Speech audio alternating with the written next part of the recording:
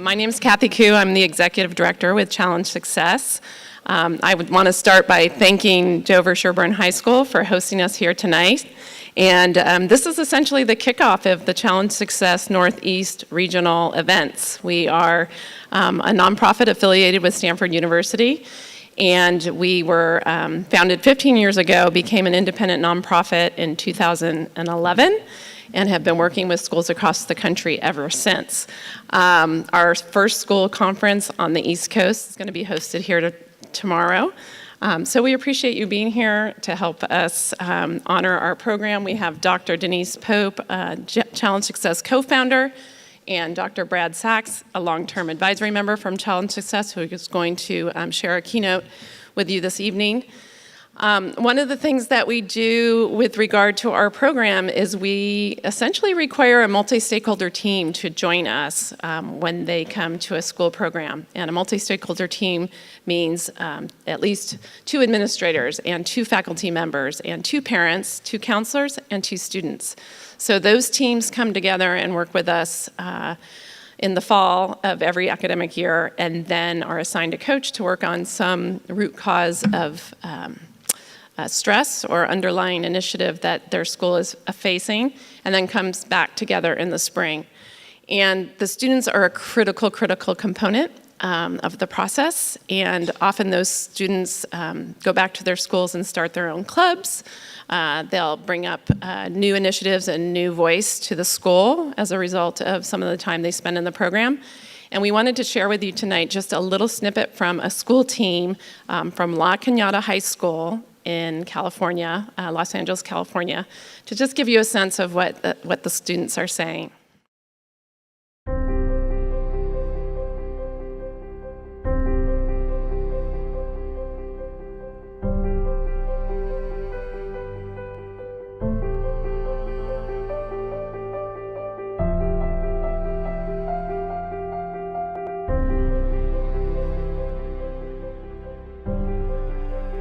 Letter grades and test scores and GPAs. Definitely defined by your grade point average. It's a high GPA. Good grades, good test scores. Grades and test scores. You know, like getting straight A's, taking all the hardest classes, getting to a good college, and getting a good job, making a lot of money. Being at least as good as your parents in terms of like earning money. How you're doing in your classes compared to like class rank. Like a high pristine college. Making plans for your future in terms of college.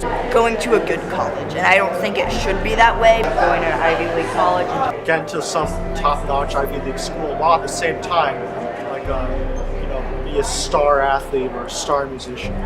Numerous extracurricular activities. How many APs you take, how involved you are at school, how much things you can balance, like how much can you cram into one day. What college you get into, your GPA, your SAT scores, how involved you are with the community, if you're doing all those extracurriculars, and if you are considered like the top student.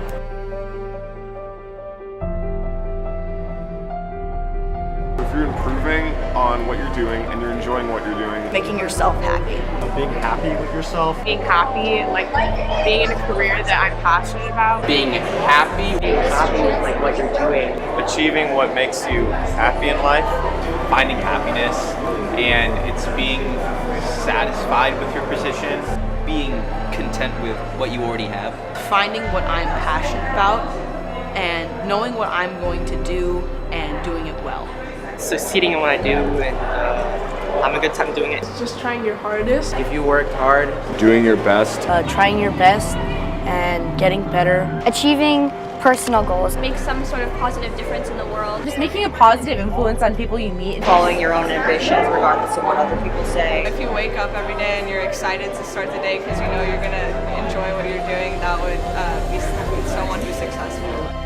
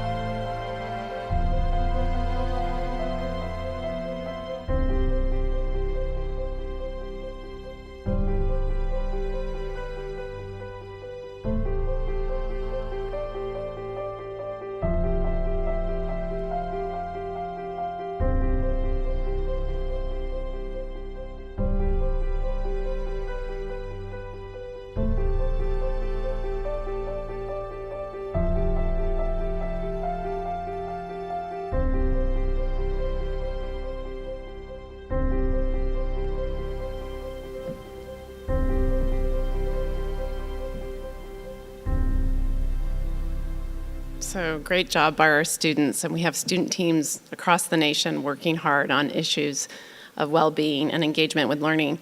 Challenge Success mission is really to partner with schools, families, and communities to broaden that notion of success and implement research-based strategies so that all kids are healthy and engaged with learning. And with that, I would like to introduce you to our co-founder, Dr. Denise Pope. Denise is a senior lecturer at the Graduate School of Education at Stanford and author of 2 books, Doing School and Overloaded and Underprepared. Denise.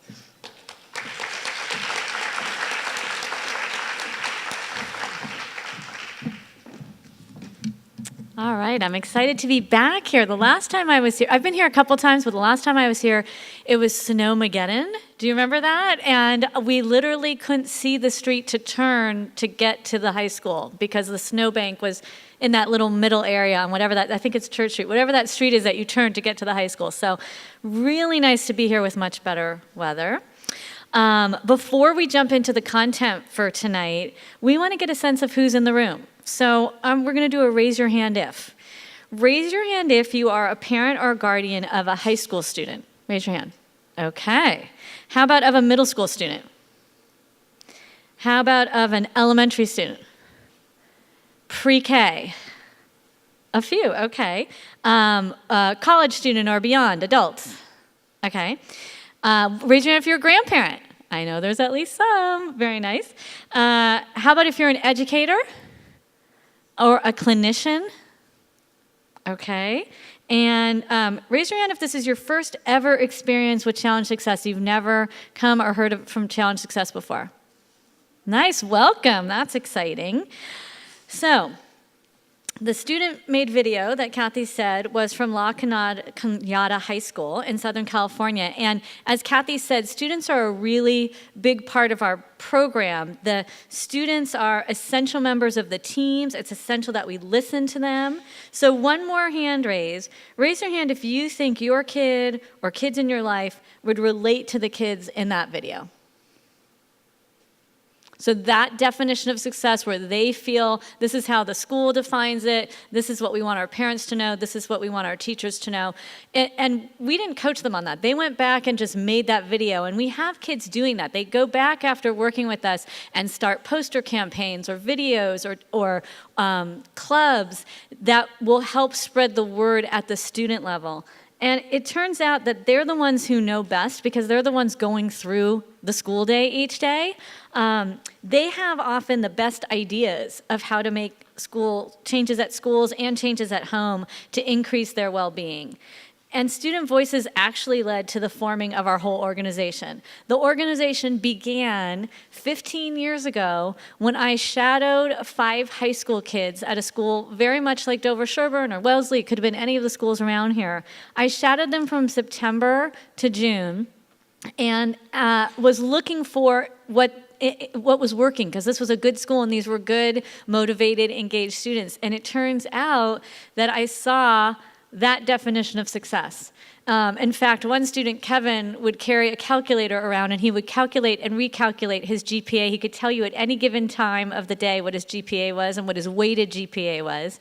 And it turns out that the kids I was shadowing who were getting good grades were very stressed, very anxious. One was diagnosed with a bleeding ulcer. One got, 2-3 hours of sleep a night. So we started to see these medical issues around mental health and physical health associated with this academic pressure. And that's what actually led to the beginning of Challenge Success. I actually got called by the head of the health center at Stanford University, who, after we turned the dissertation into a book, each student helped me write his or her own chapter. And he said, listen, we have the aftermath of the kids in your book here at Stanford. And you know what? We have those all over the United States, in colleges all over the place. Our mental health clinicians are so busy, we're constantly having to hire more. We're seeing sleep-deprived, stressed out, anxious, perfectionist, eating disordered, with suicide ideation, kids who literally can't handle the everyday life of college because of what they had to go through to get in here.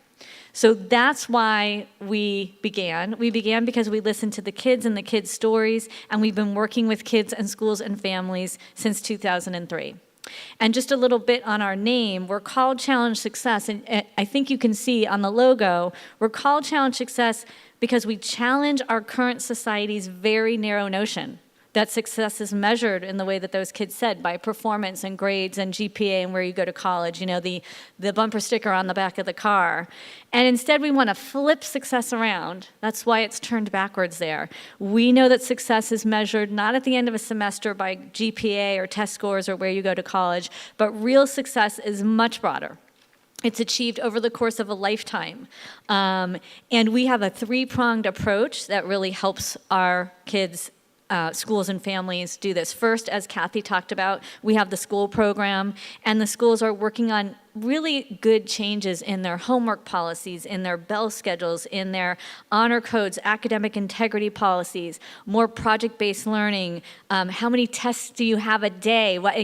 How many can you handle in a week? All of these policies to make sort of daily life at school much better in terms of kids' health and well-being and real engagement with learning. And we also do research. We benchmark this. We actually have schools who take our surveys so that we can see the progress over time. After working with a school, we'd like to see sleep numbers go up and cheating numbers go down and engagement with learning go up and stress numbers go down, right? So we're constantly finding and translating the latest research and doing our own research. And we'll give you a card on the way out with our website. And you can go to our website and download all the research and read more about the research that we're doing. And of course, we do parent and community education, and that's really what tonight is all about. Which brings us to tonight's theme, how to be an imperfect family and still be perfectly satisfied. I don't think there's anyone in this audience who has a perfect family, and I think for all of us to keep the big picture in mind, as Brad's books are called, sort of the good enough family, the good enough child. We are so grateful that all of you came out here tonight to connect on this really important issue and to really think about what makes the most sense for your family and your school in terms of well-being. And it is my absolute pleasure to introduce our keynote tonight, who's going to talk about that. Dr. Brad Sachs is a psychologist, educator, and consultant specializing in clinical work with children, adolescents, couples, and families in Columbia, Maryland. He's the founder and director of the Father Center. Dads often get left out, so I really like that he did this. This is the Father Center, a program designed to meet the needs of new, expectant, and experienced fathers. And he's the best-selling author of numerous books, both for general and professional audiences, including the award-winning The Good Enough Teen, Raising Adolescents with Love and Acceptance Despite How Impossible They Can Be, and When No One Understands, Letters to a Teenager on Life, Loss, and the Hard Road to Adulthood. Please help me welcome, a warm welcome to my friend and a wonderful clinician, educator, and speaker. You're in for a treat, Dr. Brad Sachs.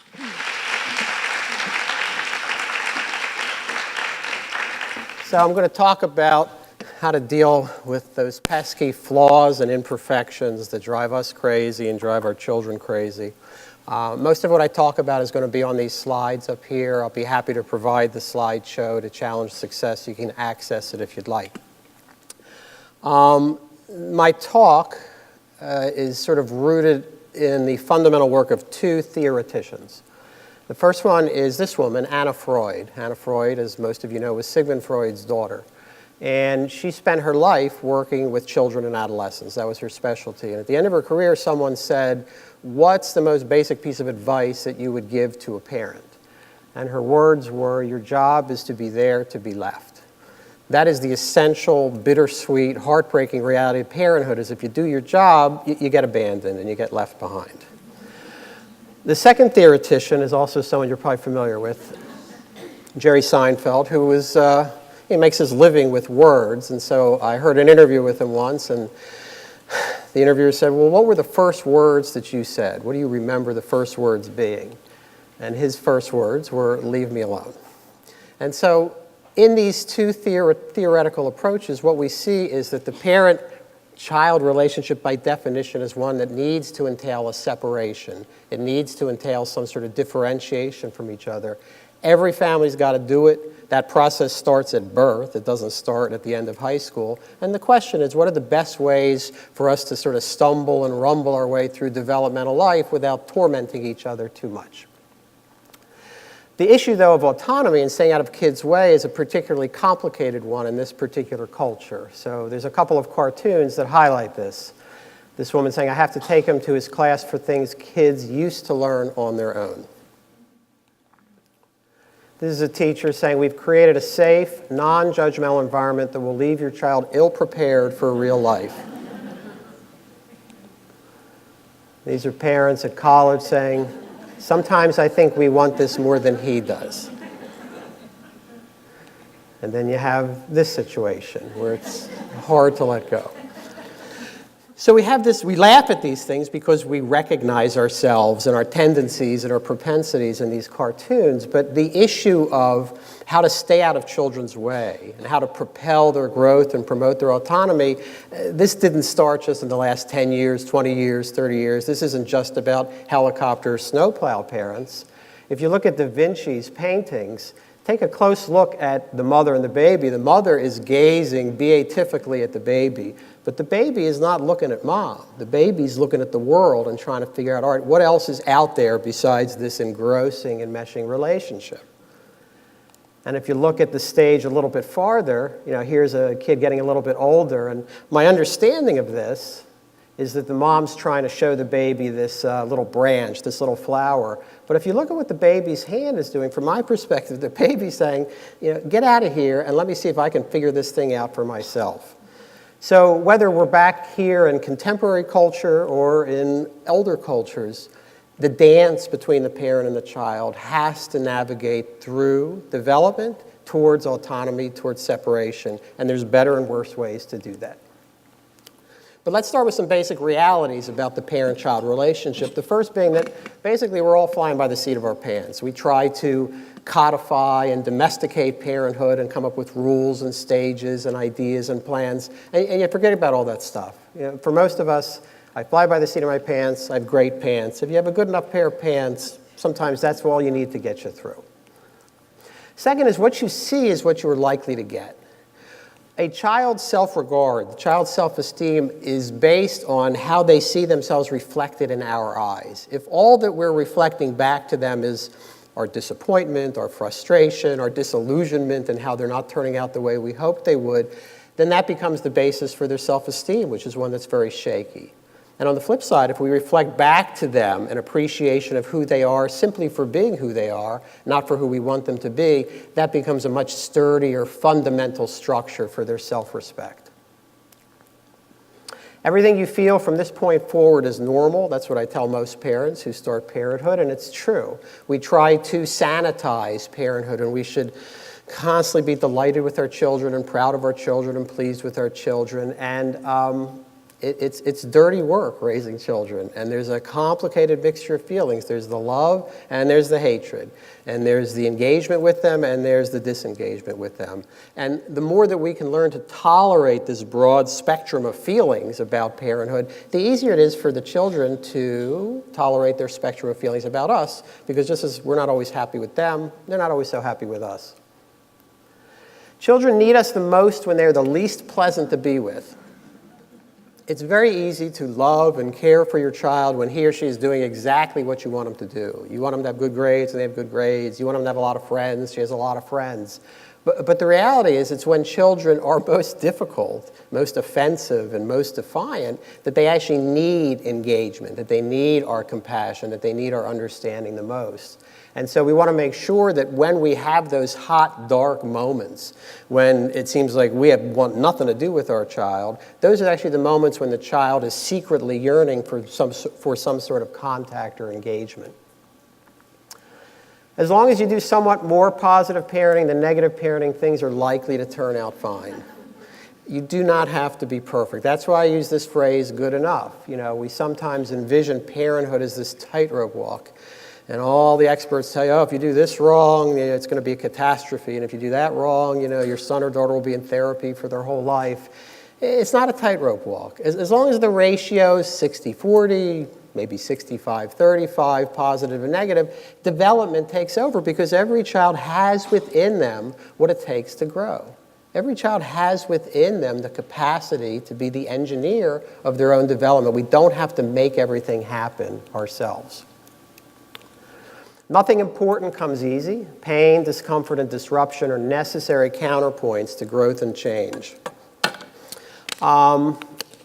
We want our children to be happy. We want them to have pleasant lives. We want them to not make the mistakes we made.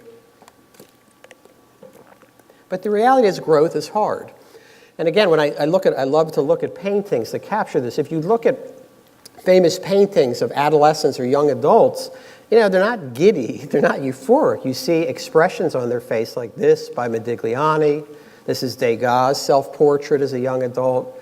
This tells us, artists have a way of capturing inner reality in ways that most of us aren't able to do. This is Cézanne's Young Italian Woman at a Table. The feelings of loneliness, of solitude, of melancholy, of confusion, those are natural parts of human development. That's not a referendum on the child's inadequacy or a referendum on your inadequacy as a parent. It's simply an indication of how hard it is to grow up. Here's our former Nobel laureate, Bob Dylan. Look at the expression on these people's faces. So we don't want to romanticize childhood. We may think we want to go back to being a child again because it was so, free and delightful, or maybe it was, maybe it wasn't. But the reality is growth is hard work. And the constant uphill battle that's required to say goodbye to childhood and ultimately hello to adulthood is a complicated pilgrimage indeed. Childhood should be a preparation for adulthood, not a performance for adults. We are constantly putting kids on various stages. The stage that's the classroom, the stage that's the athletic field, the stage that's the concert hall, or this kind of stage. Their job is not to perform for us. Their job is to transform and become their own person. And sometimes that means disinvesting from the very things that we think are absolutely essential for them to do so that they can figure out what makes them tick. That's the transformation that ultimately leads to growth. And so we want to lay back on this insistence that they perform on the stages or arenas that we think are best and help them to find the stages that are most important to them. The person of the parent is more important than the person as a parent. Parenthood should be an engrossing, absorbing endeavor, but children need to see that we have an identity, that we have a self, that we have some core sense of being that has nothing to do with being a parent. Because otherwise, children grow up with a very narcissistic way of sensing that the entire world revolves around them if all we do as parents is be a parent. The poet C.D. Lewis had this lovely quote, "Selfhood begins with a walking away, and love is proved in letting go." The best parents are able to let go. The best parents are able to be abandoned by their children. And for their children to know that they can survive that abandonment, heartbreaking as it might be. And that's sometimes the reason it's so hard for us to let go, so hard for us to relinquish, because it's painful to grieve for the end of the stage in life when we're so necessary and we're so important as parents, and realize that we need to be pushed to the margin of life. I always say that children are not here to respect you. Children are here to replace you. That's what they're here for. They're here to nudge us to the end, and then the next generation will nudge and nudge them. That's how evolution works. It doesn't work through constantly being respectful, obedient, and conforming. It's by defiance and nonconformity that we see growth and development.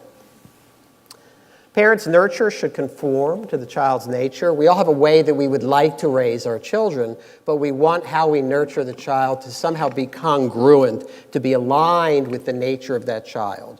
We might be the kind of laissez-faire, take things as they come individual. We might have a child who really requires a certain structure, a certain rigor, a certain intensity that we're not internally comfortable with, but our job as parents is to constantly find ways to equilibrate and navigate and find ways to adapt such that our nurture is fitting into the nature of the child. And ultimately, we must convey that it's not what you have and what you do, but who you are and how you love that matters. And Denise and Challenge Success do a terrific job of expanding the definition of what growth is all about. And ultimately, growth needs to be something more than just achievement and accomplishment. Growth needs about, am I able to give love? Am I able to receive love? Can I be in an enduring, intimate relationship? What impact am I going to have on this world? And how will the world be better as the result of my being part of the world? Those are the elemental constituents of child development, and that's, as parents, what we want to stay focused on. So how do we get there? We have this sense of, okay, I'd like them to be good enough, but how do we journey? How do we make this pathway, this pilgrimage towards seeing ourselves as good enough parents, seeing our children as good enough too? Well, the way I understand it is that every child that you have has 3 different births. And I don't care whether you had a child by birth, child by adoption, child by step-parenthood, child by foster care. We began parenthood with the fantasy of a child. And this child is going to be the perfect child, the ideal child, the child who reflects well on us and just makes us feel good about who we are, a gratifying child who makes all of our dreams come true. And we all have the sense of the fantasy child in our minds, and sometimes it's a visual image, sometimes the fantasy child is the intellectual scholar. Sometimes the fantasy child is an athlete. Sometimes it's just someone who's gorgeous to look at or socially skilled or popular, musically talented. We all have fantasy children in our minds, and the fantasy child stays alive until the moment that we get an actual child. The actual child, the flesh and blood child, dances on the grave of the fantasy child because no child can be a fantasy. And children find ways necessarily to aggravate, exasperate, disappoint, anger, and rage, disillusion us one way or another. That's part of how they grow. I wish there was a simpler way, but I haven't found it yet. So they may disappoint us early on. They're the wrong gender. I was expecting a girl and a boy came out, or I wanted a girl and a boy came out. The baby's not nursing well, so what kind of child doesn't want to take mother's milk? In preschool, your child's biting the other kids while the other kids are playing. Once school actually starts, there's tremendous possibilities for disappointing and disillusioning parents. They're not a good student, or they're not invited to the birthday parties, or they're not the teacher's pet. If your child has not disappointed or found a good way to disappoint or disillusion you prior to adolescence, I can guarantee you that they will find a way during the teenage years to complete the dissolution of the fantasy child. They will pierce body parts and tattoo things and date people they shouldn't date. And if you don't feel that disappointment, if you don't feel that kind of rage or disillusionment with your child at some point, you're probably not close enough with your child, because the reality is the closer you are, the more you feel that intensity. So we have this fantasy child that we carry with us until parenthood begins. Then we get this actual child who somehow doesn't measure up. And we got to get somehow to the good enough child. I couldn't find a good picture for a good enough child. I thought, we have dogs, and I have, I can take a short walk with my dogs or a long walk. And so we get to this intersection, and if I go right, the dogs go right too. And they don't ask, why are we taking the short walk rather than the long walk? And if I go left, they don't go. They say, well, they don't ask, well, they just go. So there's a certain level of canine acceptance that I find so enviable and so attractive. And while I don't think any of us will ever actually reach that level of transcendence and evolution, we somehow want to get to a sense of seeing our child as good enough. Not perfect, not extraordinary, but simply good enough. And the problem is, in our culture, there's tremendous obstacles to this, because this relentless focus on achievement and accomplishment, competition, academic supremacy, activity-based virtuosity. We're a very materialistic culture. It's all about success equals money and how much we acquire. There's a focus on obedience and conformity. We have to somehow enter the workforce and make the economy sustain. There's a general sense of meaninglessness. We have all these obstacles to feeling good enough that makes it difficult for parents to feel like they're sufficient parents, which in turn makes it difficult for a child to feel sufficient being him or herself. And so we wind up with situations like this, where you have this lethargic-looking teenager saying, still, diving for it would look good on my college application. Where is the love of baseball or the love of being outdoors? It's nowhere to be found. because we bleached it out of our children, because we're so focused on all of these achievement, accomplishment, success-based objectives that we leach out of them the joy of being alive, or the sense of excellence that occurs when you invest in something you're passionate about. And that is exactly what Challenge Success is trying to address, which is how do we challenge that definition of success so that there's a larger narrative at place, something bigger story at place than exactly how many AP classes you took or what college you got into. The other thing that's an obstacle to seeing things as good enough is what I was saying earlier, which is family life by definition is a grief-stricken phase of life. The child needs to say goodbye to childhood to welcome adulthood. And the parent has to say goodbye to being a necessary, relevant caregiver so that he or she can move on to the next stage of their lives. And so while we fantasize, oh, I wish I could be young again, there's tremendous sorrow. There's tremendous mourning entailed with growing up because you cannot become an adult unless you say farewell to your childhood. And none of us do that with much ease. It's like an immigration. You're going to go from one country, the land of childhood, to the next country, the land of adulthood, and you cannot take everything with you. You have to leave some things behind. Both generations have to endure this, and because our culture doesn't really speak the language of grief, because we're so busy speaking the language of achievement and supremacy and competition, we lose these essential lessons. Many kids will come into my office and say, I'm such a loser. And at some level, on the superficial level, they're talking about they're losing at the game of life. They didn't make the lacrosse team. They didn't get into the honors class. They didn't get into the college that they wanted. They weren't the first chair cello. But I hear it at another level, too. I'm a loser because I'm losing something important. I'm losing some part of my identity, which I have to say goodbye to, because there's no way, like I said, to move through evolution without saying goodbye to your early stages. The image I have is the tomb becomes the womb. We have to bury parts of our life in one phase to be able to move on to the next phase. And if we could be more explicit about that conversation and recognize how harrowing and how complicated, but only how gratifying this journey is, I think children would have an easier time moving forward. We'd also have an easier time letting go of them. So what does it mean to be a good enough child? What does that entail? Well, part of it is there's a lot of challenges, a lot of obstacles that every child has to tackle, and some of these are neglected. Some of these we don't pay close attention to because we're so busy ushering them through childhood, racing them towards the college that is of our dreams as much as theirs. So children have to grow up in a way, but they also have to strengthen the connections that keep them close.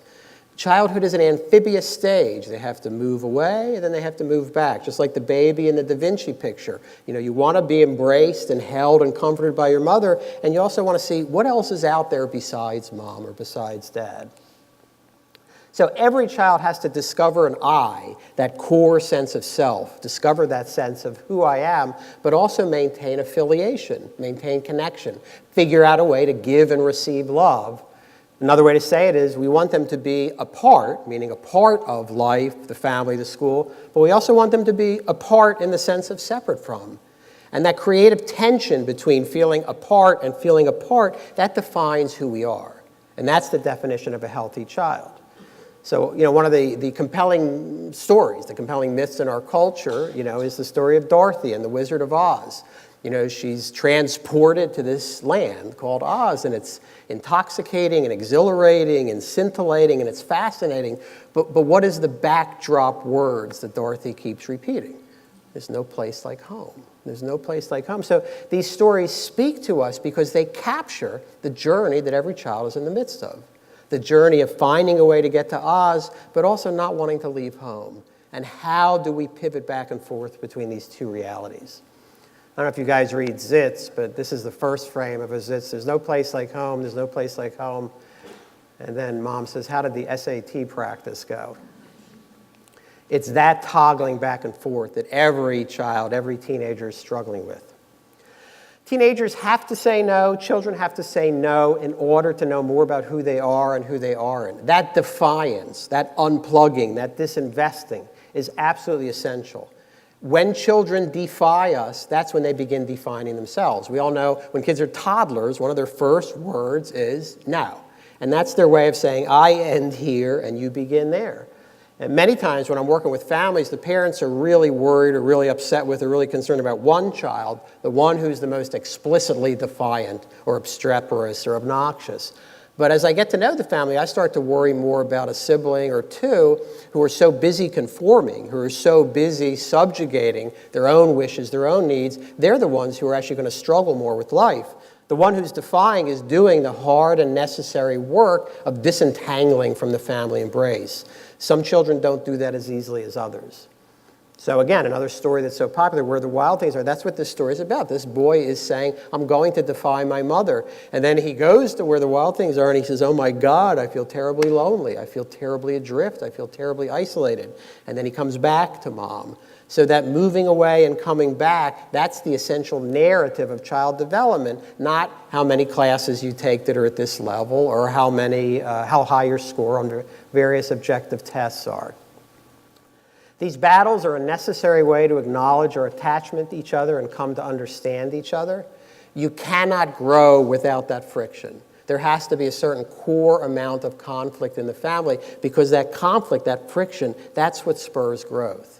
The families that don't have enough of it, they suffer. Families that have too much of it suffer as well, but there has to be that tension between the two. And my perspective is, when I work with families, the worst fights, the most damaging, blistering, lacerating fights, those are the fights that are caused because everyone's trying to avoid fights, because everyone's trying to be on such good behavior and have such good manners that they're not allowing themselves to spontaneously engage as family members. And so you wind up with this sort of situation where somebody's screaming, but not everybody is listening. Related to this, children often prefer to fight with others rather than with themselves. I often say about children that they're often wrong, but they're never uncertain. You know, they know absolutely with great certainty what they believe, even if what they believe is erroneous.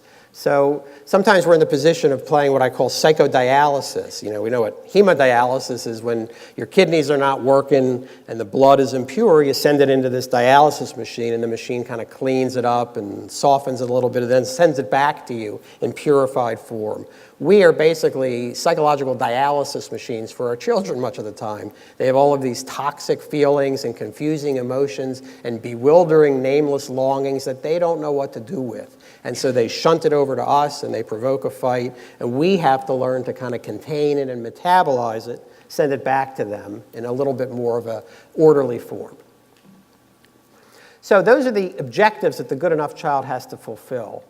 How do we take steps in this good enough direction? Well, in some of the books that I've written, I do try to delineate it in terms of stages, which have to do with uncovering our expectations, acknowledging what happens when our expectations for our children aren't met, understanding why children do what they do, forgiving them, and allowing them to grow and change. Every parent has expectations. We all have this fantasy child in mind. And the problem is when expectations are too high, children constantly feel demoralized and discouraged because they're never measuring up.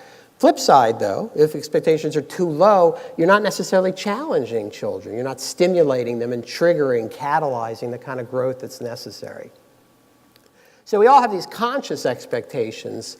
Our children better do what we wished we had done. We wished we had played the piano, so damn it, you're going to play the piano, and you're going to keep playing the piano until you graduate. Or they better do what our parents made us do. My parents made me play the piano, so as a parent, I'm going to make you play the piano. They better not make the mistakes that we made, because we never want our children to make any mistakes. You know, we want to preserve and rescue them from any mistakes. Or they better make the same good choices that we made. So we have these conscious expectations that we bring to parenthood. But we have these unconscious expectations too, which are completely irrational and just not realistic, and yet we want to pay attention to them and tease them to the surface. Sometimes we expect our child to heal our relationship with our own parents. You know, maybe we disappointed our mother or father. We'll bless them with the perfect grandchild, and finally we'll get the blessing from our parents. Sometimes we expect the child to replace someone who is dear to us. They become almost like a spectral presence, a ghost for someone who's no longer around. Sometimes we expect them to erase our flaws and failures. We have so many imperfections, but I'm going to create this perfect child like Geppetto creates Pinocchio, and this child will be exactly who I want him or her to be, and I'll feel better. We want our child to reflect well on us and validate us. Sometimes we expect children to heal our marriage, which of course is a terribly disastrous thing to ask of any child. And as we know, children don't always make a marriage easier. Often they challenge it. So, like I said, everybody has expectations. The goal is not to eliminate expectations, because that's just a natural part of human relatedness. In every connection we have, there are expectations built in. But we want to be more attentive to and more aware of the basis for those expectations. Otherwise, you put them in what I call the Alcatraz of unachievable expectations. They're constantly in prison. They constantly feel like they're incarcerated by all the things that we expect them to do, that the school expects them to do, without them ever feeling like they have any buy-in, that they have no skin in the game. So you have a child like this saying to her mother, "I am not your do-over." Children are not here to be our do-over. We sometimes, as parents, expect them to be our narcissistic ambassador into the world. They're going to be us 2.0 or the perfect us. Well, that's not what they're here for, and they're going to fight that every step of the way. And this issue of expectations becomes problematic because then we start diagnosing children. The sense of many of the children who come to me for treatment who are identified as being depressed, it's really not that they're depressed clinically in any sense, but they're oppressed. They're oppressed by this constant matrix of expectations that they fulfill, the imperatives, the agendas, the initiatives that have nothing to do with them, that are just imposed on them from the outside. If you are oppressed enough, you'll start to look depressed, you'll start to feel depressed, but that doesn't mean you have a clinical diagnosis or disorder. That means you're struggling in an environment that's not particularly kind to your growth and development. So we want to pay attention to expectations. We also want to pay attention to how we react when our children don't meet our expectations, because this is when we often wind up in hot water as parents. And we all have these reflexive responses when our children disappoint and disillusion us, when they don't measure up, when they're not the fantasy child. So let's say we love to read, and we think reading is the best thing, and literacy is terrific and wonderful, which it is. But we have a child who just doesn't like to read. So we subtly or reflexively adopt these counterintuitive and counterproductive strategies to get our child to be different than the child is. So sometimes we engage in hyper-parenting. Our child doesn't like to read, well, we're going to just assail them and besiege them with books. And every day we take them to the library, and we take them to Barnes & Noble, and we're going to have family reading time, and we're going to read at the table. And after a while, the kid's suffocating with books and expecting somehow that we can make that child into a reader. Sometimes we get hypercritical. All we can see is the fact that our child doesn't read, the fact that he's kind, or the fact that she's a good person, or that he plays an instrument. None of that matters, because unless you're a reader, you're not going to really pass muster in this family. Sometimes we get over-anxious as parents, and we catastrophize. Oh my God, if you don't read, you're not going to do well in school. If you don't do well in school, you're not going to do well on these standardized tests. Let's go to the mall. This is where you're going to wind up working because you don't read very well. See those people at the Gap. That's what you're going to be, because you've got to start reading.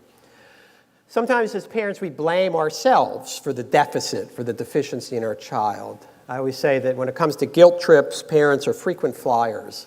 So somehow it's our fault that our child is not a reader. During that last trimester of pregnancy, you had that glass of wine that you shouldn't have had, and it blew out the reading cells in the developing fetus's brain. Sometimes we blame others. The school's not teaching reading well. They're not doing a very good job with this. If you're married, that spouses come in very handy there too, because then you can just blame your spouse. Oh, if you weren't watching ESPN all the time, our son would be reading more, but since you're on the TV, he is. Sometimes we blame the child and ask, the terrible question, what's wrong with you? Why don't you want to read? And then sometimes we just get angry and withdraw from the child altogether, and then we focus on someone else. So you don't like to read, but your 2-year-old little sister, we're going to start reading with her right now, and by the time she's your age, she'll be a great reader. Everybody does some of this stuff. Why do we do this stuff? Because it's probably how our parents responded to us when we disappointed them. Again, the goal is not to eliminate these behaviors. The goal is to just be aware of them, because when we're aware of them, we can better modulate them. And that takes us to stage 3, which is understanding, which is generally what we call our child's problem is their effort to solve a problem. And we tend to get very blaming in families. So here's a dad saying, okay, I admit it, we're lost, but the important thing is to remain focused on whose fault it is. Every child is trying to solve a problem, and even their most problematic behaviors are designed to solve some sort of problem. What we want to do is try to help them see that there might be better ways to solve that problem than the problematic way that they're going about it. But if we join with them in that and realize, God, it's not that they're trying to be impossible or that they're lazy or that there's somehow something wrong with them, it's there's a problem that they're trying to solve that we want to help them figure out. The workshop I'm going to be doing tomorrow afternoon, some of you may be available for, focuses on how to use our curiosity to understand the basis for the problem solving that most kids do, because sometimes children are solving problems in problematic ways. So here's just some quick examples of this. I'm listening for this. When children come into my office, I'm listening to see, is there a way that I can figure out what problem they're trying to solve? It's important for me to be seen as helpless, so not too much is expected of me. I can't stop acting angry or everybody will think I've forgotten all the terrible things that have happened to me. I cannot do exactly what is being asked of me because I won't feel or appear like I'm my own person. I will no longer recognize myself if I give up this part of myself, no matter how much it works to my disadvantage. No child is coming into my office saying this, but I'm listening to the music behind the behavior and trying to crystallize or distill, is there a way that I can understand and help the family understand what the problem is that they're trying to solve? From my perspective, when a problem is not being solved well, it's not the fault of the parent, it's not the fault of the child, it's the fault of the imagination. We haven't yet imagined what problem this child is trying to solve, and then once we do that, we're automatically on the same side of the fence. And then we might have more success finding a better, more adaptive way of solving whatever problem's in the picture. Stage 4 is forgiveness, and when I talk about forgiveness, it doesn't mean just sort of being passive or lethargic or letting things go. It really has more to do with accepting your child for being who she is rather than who we want him or her to be. When we forgive our children for their imperfections or their flaws, when we forgive ourselves for our imperfections and our flaws, what we do essentially is emancipate them. We free them to grow and follow the path that will be most meaningful to them, and we stop tormenting ourselves by imagining that we should be different than we are. So the forgiveness piece is an essential part. It has a psycho-spiritual feel to it, but nevertheless, it's important to contemplate the possibility that forgiving your child for not being who you want him or her to be might be the greatest gift that you could give him or her. And stage 5 has to do with the realities of growth and change, because what we forget when we're so busy pressuring children and demanding of children, mandating true love, true growth, true development only occurs in a loving relationship. The teacher-student relationship is a love relationship. The parent-child relationship is a love relationship. The therapist-patient relationship is a love relationship. These are acts of love. And the complicated thing, the ultimate paradox about parenthood is that children are more likely to change for the better if they know that they'll be accepted for staying the same. And we don't want to do that. We don't want to accept them for being who they are because we want them to be better. We want them to be these improved version of who we think they should be. But it's only when children feel as if they are accepted simply for being who they are, with all of their strengths and weaknesses, with all of their assets and liabilities, that's what enables them to summon the growth that lies inside of them. That's what enables them to take the risks that will enable them to move forward. So we only have a couple minutes left. I just want to cut to something at the end here. And then there'll be time. I guess we'll do some discussion and question and answer. Hang on a second. Oh, anyone recognize this? Anyone know what this is? Yes, this is Anne Frank's diary. And I just thought, we went to the Anne Frank house. My wife and I were visiting, and I remember reading what her father said, which is that, he had a very close relationship. Otto had a very close relationship with Anne Frank. They were very, very connected as father and daughter. And when he came back and read the diary, he realized he didn't know anything about her, that he had no idea of this interior life, the richness of it, the complexity of it, the sorrow and the pain. And so even when we're close with our children, even when we're connected with them, even when we know we love them and they know that we love them and we know that they love us, there's still an inner life that eludes us. And every child is preoccupied with these questions of purpose. Every child that I work with is ultimately not struggling with how do I get better grades or how do I make this lacrosse team. Everybody wants to know that their life has meaning. They want to connect the meaning of their lives with the meaning of others' lives, connect that meaning with the universe as a whole. They want to make sense of and grow from the pain they have to endure. And they want to understand and be grateful for the sources of wonder in their lives. These are the elemental objectives of child development, not what your GPA is, not how much money you make. And when we help children refocus, when we help them to reorient themselves around these most elemental, fundamental questions that all of us struggle with our whole lives, then we're really being of most value to them. I always ask children at some point, what are the 2 most important days of your life? And they always, the first one is the day that I was born. And I go, what's the second one? And that's when everyone starts to fumble. And so the 2 most important days, from my perspective, are the day that you were born, the day that you figured out why you were born. Every child deserves to struggle with this. Every child deserves to wrestle with this. If we're not helping them with that, as parents, as teachers, as educators, as coaches, if we're not helping them figure out why they were born, how to make the world a better place, how to leave it a better place when they depart, then we're really of limited value to them.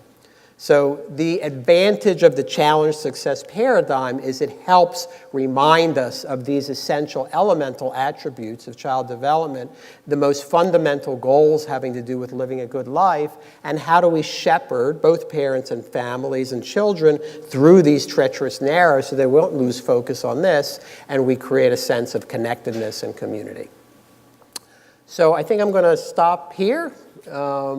And then we're going to have some panel Do you want to introduce this, or? Yeah, we can go have a seat over there. Okay. Thank you.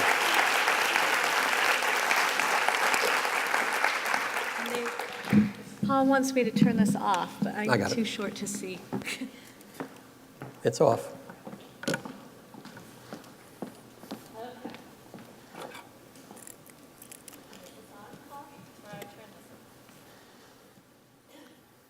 Okay. Oh, good. So this is the part of the evening. We always do at Challenge Success. We always try to have a keynote of a fabulous person to get you thinking, to prime, to... I love, we can even keep this up for a little bit, or actually, no, we have to change to the... Yeah, just hold on. And then we do this interactive piece. And what we do is we have come up with scenarios. And we're going to give you some scenarios, and you're going to turn to a partner, and you're going to introduce yourself if you don't know that partner. If you're married to them, you don't have to introduce yourself. And then you're going to kind of think about how you would handle the scenario. And then we're going to tell you our take on it. And this is going to help you sort of apply what you heard Brad talk about to some real life situations. Okay? Are you game for this? So the first scenario, scenario 1, is the science project. Okay? Your 8th grader has a big science project due in 2 days. My script is a little bit longer than one we could fit on the slide, okay? Your 8th grader has a big science project due in 2 days. The project, which weighs heavily in her final grade, will be displayed at the school science fair. She came up with the project, collected data, and created a poster and a report. She is really proud of her work and invites you to look at her poster and read the report, which you do. You notice multiple errors and information gaps and think that she can improve with a bit more work. You're worried about both her grade and about her being embarrassed in comparison to other kids. So the first question I have for you is, what would you do? And the second one is, if your kid were in high school, would you do something differently? And if so, why? So you have an 8th grader, you've got this thing happening where you don't think the report and the project meets your expectations, you're worried about her grade and her being embarrassed. Turn to a partner, you're going to talk for just a few minutes, and then we're going to call you back together with some ideas. Go. Okay. We're going to do a quick poll. Rather than go around and ask each of you to speak out and tell us what you discussed, we're going to do a quick poll here, and raise your hand, and if you don't fit any of these, we'll have an F, which is the other, which is not the grade of F, I should say, okay? So, all right, if you thought that you would just do nothing in this situation, just raise your hand. Just do nothing, letter B. Okay, a couple of you. Okay, how about casually offer some feedback? Okay? How about insist that she fix errors? Totally not being honest. You are totally not being honest, people. Okay. Ask if she wants your help, and then if she says yes, you offer. Okay? Outsource to a tutor. That's like my favorite answer. Okay, let's start by saying what you really like. Remember, she is proud. The key word in that is she comes to you, she's proud of what she's done. If you start out right away with, by the way, this needs to be this, what happens to that feeling of pride, right? Thank you for being honest. I'm gonna turn it over to Brad. Brad, what's your reaction to this and what you think folks should do? Maybe, Paul, can you go back to the question? Well, first of all, by 8th grade, there's a lot of disadvantages to having adolescents, but one of the advantages is they are a little bit more sophisticated cognitively, so you can have a different kind of conversation with them. If she says she's proud, that's certainly the first thing to ask into. What makes you proud? What are your sources of pride? Any one of these individual debates or dilemmas we want to use to leverage into a larger conversation. And so particularly whatever the topic of this science fair project was, what about that interested you? And how did you decide how much energy to invest in this? Then, if it's a concern of yours, you can move it into this area of evaluation and assessment, which is, do you have a sense of what kind of grade you're going to get in this? You could ask, does it matter to you what the teacher thinks, or is it more important to you what you think? Because, one of the crucial dilemmas for middle adolescents is, what is the basis for my self-esteem? Is the basis of my self-esteem what I think of me, or is the basis of my self-esteem what others think of me? And every child struggles with that. And you want it somewhere in the middle, because if it's only what you think about yourself, then you're a narcissistic jerk, because you think you're great. If it's always what other people think, then you have no identity of your own. So part of it is taking your cues from her, asking her certainly if it makes sense, if she has any things that she'd be open to hearing from you, but also, like I said, enlarging that dialogue beyond this particular project towards what are your sources of pride, what are your objectives. If the grade does matter to you, what is your goal for the grade in this? What would you like to get? And why? You say you want to get an A. Why? What's in it for you? When we deepen, when we peel back the layers beyond these kind of rote responses and questions, they may not respond to us, but they begin conversing with themselves. And that's the most important conversation, particularly during adolescence. It doesn't matter what they say to you. What matters is what they say to themselves and how deep that conversation that's interior and internal is, even if you never hear a word of it. So those are some of my thoughts about this. No, I think that's great. I think as a parent, there is a real struggle because, especially with these science projects, and I think this has probably happened to you, you walk into the science fair and it looks like engineers with PhDs have done these projects, and your kid has the little fluffy cloud project or whatever, and it's not that you're embarrassed for you, although some of you might be, but it's more that you just really don't want to crush her. She's proud of this, and you don't want her walking in and being completely crushed. You want to spare her that moment. So I get it, but I think that idea of actually that moment could be a really a source of pride. Everyone else's engineer parent did this, and I did this myself. So you could be actually preventing a really prideful moment. How you handle that, right? I will say this too. At Challenge Success, we love projects, but we would encourage the teacher to really be behind this. So we would encourage the teacher to scaffold these larger projects so that, first of all, it's, due in 2 days, there would be an outline, there would be rough drafts, the teacher would be sort of seeing this along the way. One, that prevents the engineer, I'm harshing on engineers, but it prevents the expert adult for doing the project, because the teacher's actually seeing the kids work on them along the way and kind of weighing in along the way. And then the other thing that happens with that is the teacher has a sense of where everybody is and can offer appropriate scaffolding so that it will spare that sort of total embarrassing moment. So that's one thing that we would do. The other thing would be to have a rubric. for assessing, so that it's very clear how you're being assessed. And half the time as parents, we never think to ask about this, but it may be that the teacher doesn't care at all about spelling and proofreading and at this particular thing, and they're really looking at innovation or scientific thinking or curiosity, and that's going to be weighed much more heavily, and you would know that from the rubric. So again, you can ask your child, well, is there a rubric, and have you looked at this? Sometimes they might not know. We're out there encouraging teachers as they think about doing project-based learning in the long run, how to really do it in a way that is scaffolded, that has a very clear assessment policy that would maybe spare you some of this. But I think the bigger question is, how do you know when to jump in? Like, when are the consequences so large that a parent should jump in and rescue? How would you answer that? And one answer to that question goes back to what I said a moment ago, which is, by adolescence, that's not something for the parent to decide. That's something that the parent and the teen figure out together. So the question that Denise just asked, which is an excellent question, is a very legitimate and growth-promoting question to ask your child, which is, at what point do you think I should jump in? To what extent do you want or need my help? To what extent is my help or my availability hindering your growth? And like I said, they're not going to come up with quick, intelligent, thoughtful responses, but you're triggering, you're spurring something that's a more significant conversation internally. We need to figure this out together, because the ultimate end of this partnership is not me following you to college. The ultimate end of this partnership is you leaving home and becoming self-reliant and self-sufficient. Together, I believe we can figure out how to get there. And it's going to be complicated, and we're going to make some mistakes, and at times we'll be too involved or not involved enough. But I believe, and I have enough trust in you, that I think if we converse about this and evolve over time, by the time you're finishing high school, you'll have self-assuredness, you'll have self-respect, and you'll have self-confidence in your ability to achieve autonomy.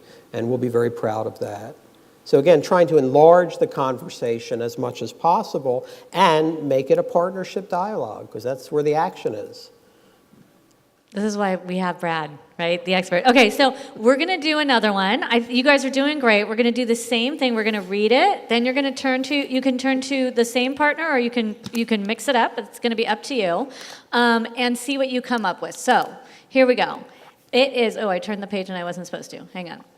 It is the middle of the semester. And we didn't ask what you would do if it was high school, but you know what? We're moving on anyway. Just think about if it was high school versus 8th grader on that last one, how many of you would feel this angst that, oh my gosh, the grade depends on it because of the colleges and all that? Just think about that. Okay, the meltdown. It's the middle of the semester and the middle of softball season, and for the past few weeks, your teen has been complaining that she's really stressed. She's been melting down more often. There have even been a few nights when she's had only 2 to 3 hours of sleep, and it seems like she's in a perpetually bad mood. When she's home, she's on her phone or doing work, and rarely has time for family meals.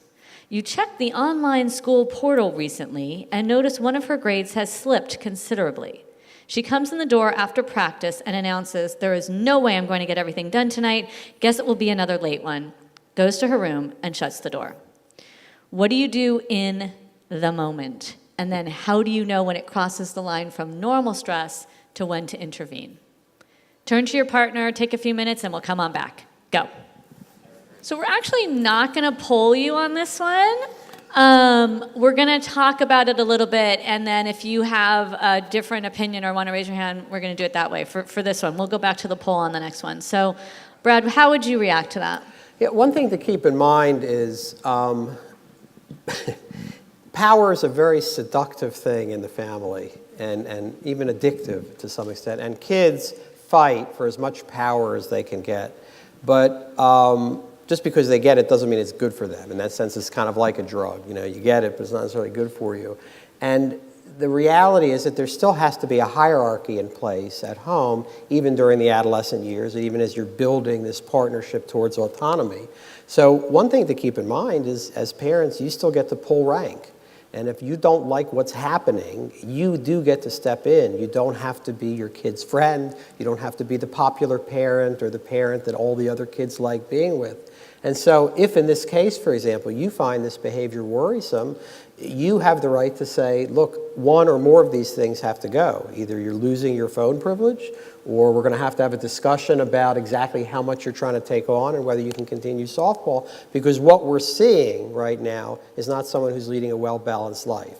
To which, of course, she'll say, oh, yeah, but I have to do this, and if I don't play softball, then I'm not going to get into the college that I want, or the team will be disappointed. But like I said, children are outsourcing a lot of their decisions to us. They disown these dilemmas and throw it on to us, and sometimes, going back to that psychodialysis model, we have to take it, metabolize a little bit, and send it back. And of course, any adolescent, if you say something they don't like, they're going to howl with indignance and outrage and complain about the terrible injustice that's being perpetrated. But interiorly, they feel some relief when someone else pulls rank, grabs the power away from them. Because while power is very seductive, it makes kids very anxious. Kids who have too much power, too much control over their lives, they tend not to do very well with their lives. So it's that constant interplay between the two. And certainly in this sort of situation, if she's melting down and not with the family and in a bad mood, that's your indication that something's out of whack and there's a disequilibrium there. So if I heard this as a family clinician, I would support and bolster the parent's authority and deal with it. And I totally agree. And I think we now know so much more about the importance of sleep. So it turns out that if you're over the age of 13, you're in, that 13 to sort of 20-something age group, you need over 9 hours of sleep every night. Right, so Bill Dement at the Stanford Sleep Center would say you need 9.25 hours of sleep every night. 2 to 3 hours is so not getting close, right? National Sleep Foundation says 8 to 10. I know, I'm a parent of three, teens. I know how hard it is to make sure that happens and play your sport and get your work done and. But as a parent, that's where you have to put your foot down. If they were sitting in their room eating pesticide-laden vegetables all day long, right, you would be all over that. So they're doing something really unhealthy, and it has to be stopped. And a lot of us have no idea how late the kids are going to bed because we go to bed and say, honey, don't stay up too late when we go to bed. But this is that to me, the most serious thing going on in there is the lack of sleep, and then not coming down for the family meals is really not okay, because what we know is that if you are part of a family, you actually need to participate in a family activity. You need to know that you're part of an unconditionally loved unit, and for that unit to thrive, it needs to spend time together. Now, it doesn't have to be dinner, right? If dinner's not the time to do it, you've got to find other times to do it. Maybe it's breakfast when she's not exhausted and have hours of homework. But those two, more than the grade slipping, those two things are what's really worrying me. And what we have at Challenge Success, and it's on our website, you can go to our website and look at this, is something called a time wheel. It's also in the Overloaded book. To try and prevent this from happening in the first place, because she's obviously got too much going on, right? Or she's not using her time well, and there's just too much going on with social media. But we have a time wheel where you fill out all of the classes you're going to take next year and the amount of homework. The teachers will agree. If you're taking AP History, it's this much homework. If you're taking English 9, it's this much homework. You add that all up. You add up all your extracurriculars. So she would have built in whatever time was needed for practice for softball season, right? And then we cross out 9 hours for the sleep category, and nobody signs off on more than a 24-hour day. So the kid has to sign it, the parent has to sign it, the school counselor has to sign it. And that time wheel has been really effective in a couple of ways. One, your prefrontal cortex is not fully formed here, so they can't really, they look at it and they say, oh, I can do it all. I can take 3 APs and I can be the captain of the softball team and I can do it. Because they literally cannot see the train wreck coming, right? So this time wheel kind of acts like a prefrontal cortex for them. And says, actually, you can't do it all and have that balance. And we didn't even talk about showering or phone or any of that stuff, right? So along with the fact that the parent gets to take control, the parent gets to actually not allow this to happen in the first place and kind of prevent it. But what we want to remember, one of the differences between this and eating pesticide-laden vegetables is we have to watch how seductive it is for us as parents to have the child who's excelling and succeeding. And many times what I see is parents are secretly underwriting or emotionally subsidizing these really maladaptive behaviors because it's a source of pride for them. Right. My daughter is miserable. She looks terribly unhappy, but God, it feels good that she's captain of the softball team, and how neat that that college is recruiting her. So maybe we can just sort of muddle our way through to the end of softball season, and then we'll worry about the sleep business and health business later. She can sleep on the weekend. I hear that all the time. She can sleep on the weekend. You cannot make up sleep debt. Right. It's actually research that you cannot make up sleep debt. All right, I think we're going to do our last one. You guys are doing great here. Sure. We're moving right along. To AP or not to AP. Now, I know a lot of you have elementary school kids. AP is an advanced placement course. You actually get to a higher GPA if you take it because you get a bump in your GPA for taking this advanced course at some schools. So here's your scenario. Your 10th grade son is a middle-of-the-road student, has a nice group of friends, plays guitar. He's a happy-go-lucky guy, but he just doesn't seem to have a lot of drive, and you think he's capable of more. At the end of the first semester, you spoke to him about challenging himself more at school, but he didn't really respond. Shocking. Recently, his history teacher recommended he take Advanced Placement U.S. History, affectionately known as APUSH, next year. Your son says he's fine in regular history and does not want the increased workload. What would you do? We're going to be a tiny bit quicker here, maybe 1 to 2 minutes, and then we'll come on back. Go. Well, do you want to do the poll? Okay, we're going to do the poll really quickly. We have a quick poll. Come on back. How many, raise your hand, do nothing, let him be. Tell him to sign up with the understanding that he can always drop it. Anyone come up with that? Few? Okay. Tell him he doesn't have to do APUSH, but he has to take something challenging. Okay, a couple of you had that. Have him talk to a college counselor about the decision. Anyone? Okay. This is a tricky one.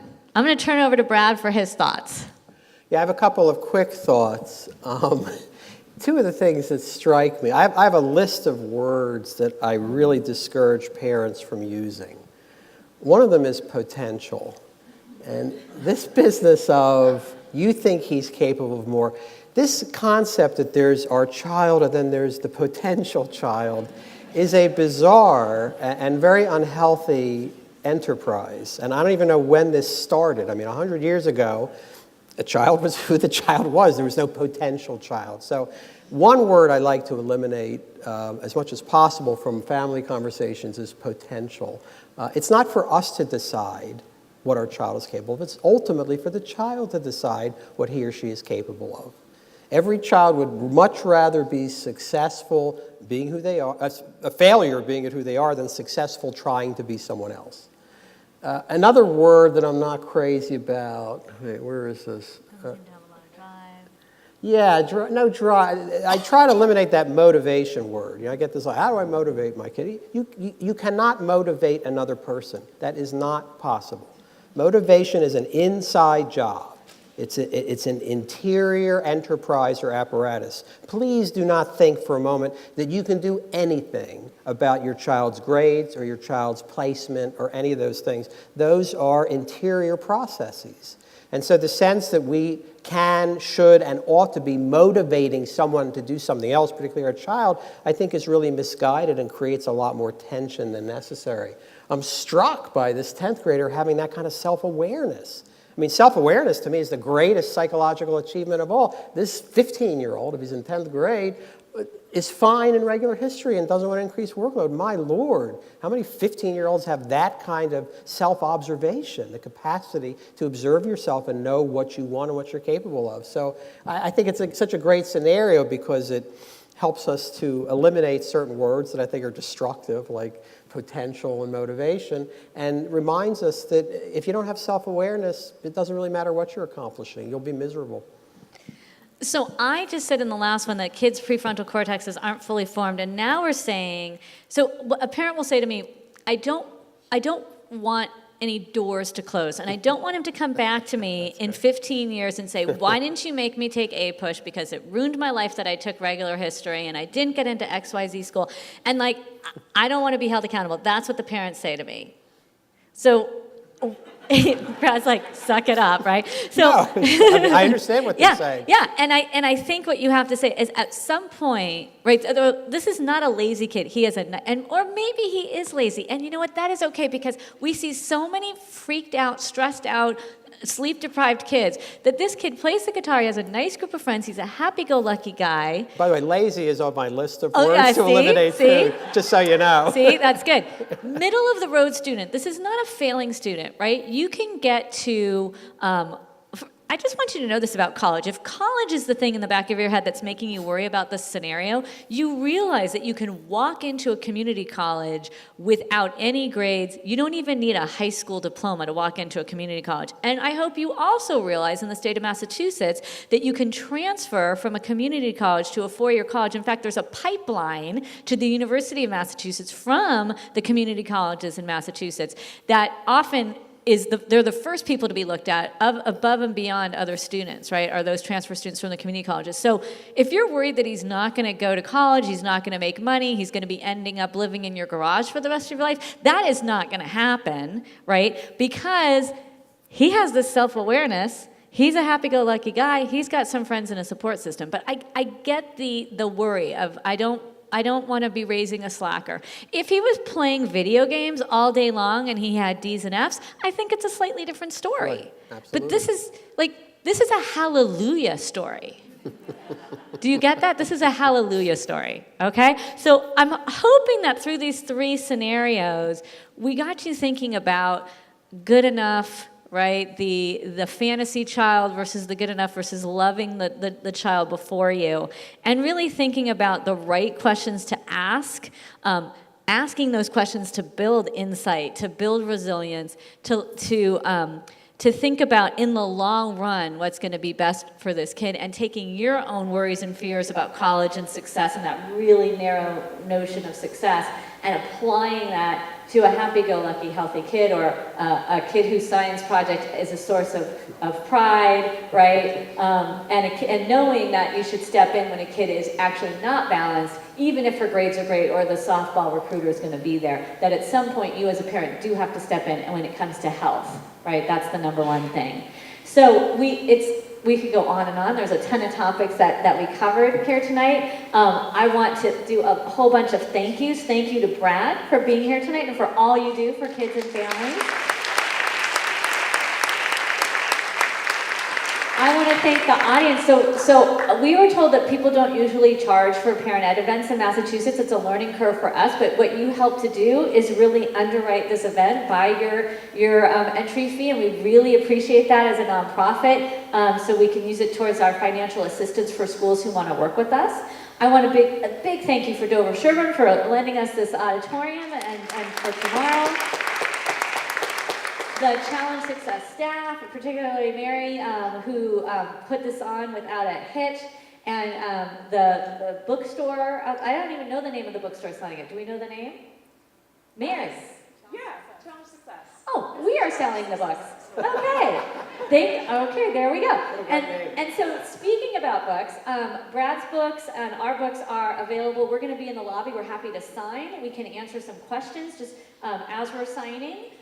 Watch your email. We're going to send out just a super brief survey because this is the first time we've done this in this era. We want to learn what worked. It was Friday night tough for you. Should we do it on a different night, a different time? We have questions for you on that. And if you haven't already done so, like us on Facebook, follow us on Twitter, visit our website. We have lots of resources.